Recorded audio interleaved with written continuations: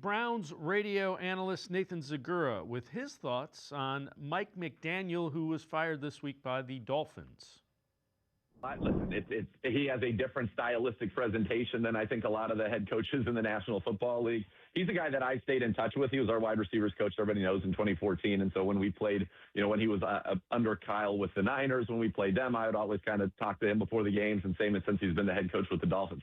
He's a great guy. I wonder for him if he would rather be an OC than a head coach as well.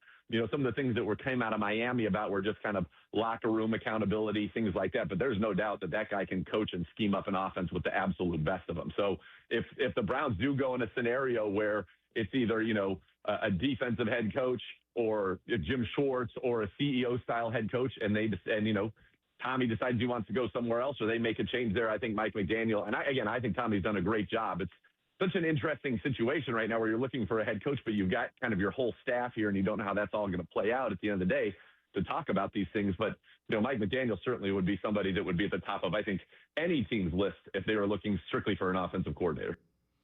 Well, let's welcome in Spencer German from 92.3 The Fan, Locked On Browns podcast. Spencer, what are your thoughts? We'll include Harbaugh, McDaniel, heck, even Jim Schwartz, who they interviewed. Your thoughts on those guys? Yeah, I'll start with McDaniel since that's where Nathan was, obviously, who he was talking about. I would say this. I'm intrigued by Mike McDaniel.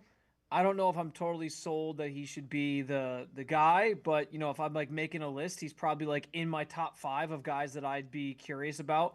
Some of that is he obviously has the head coach experience, and it can kind of be a second chance. I also, but mostly I think it's, the X's and O's part of this. We know he is considered one of the better offensive minds in football right now.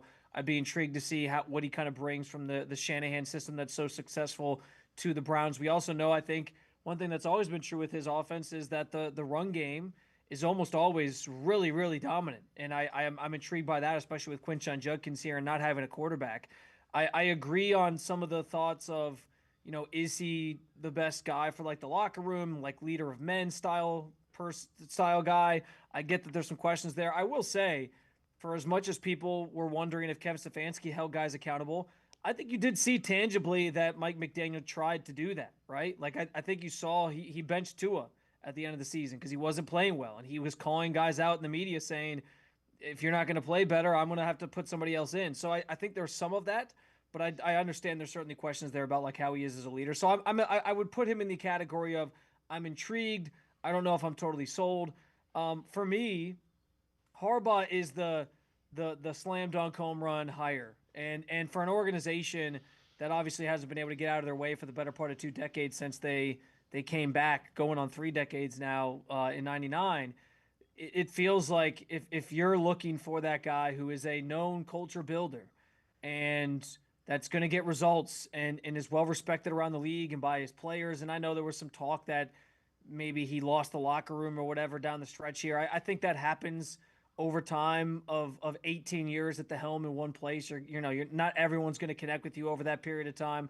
So I think, it's kind of par for the course. We're talking about the same sort of thing in Pittsburgh, right? With Mike Tomlin, how just after years and years in one place, maybe his message has gone a little stale. Now, people can push back on that, but I think there's some truth to that. I think it's a fresh start here in Cleveland. We know he has the Cleveland connection because of his family ties and his mom being from this area and going to Shaw High School. So I've said this already this week. Whatever you have to do to try to land John Harbaugh, I think you do it. And what's interesting is Jimmy Haslam's that kind of guy, right? He's never been afraid to take those big swings. He did it with Deshaun Watson. I don't know if it's just fiscally related when it comes to John Harbaugh and how you're going to convince him to come here.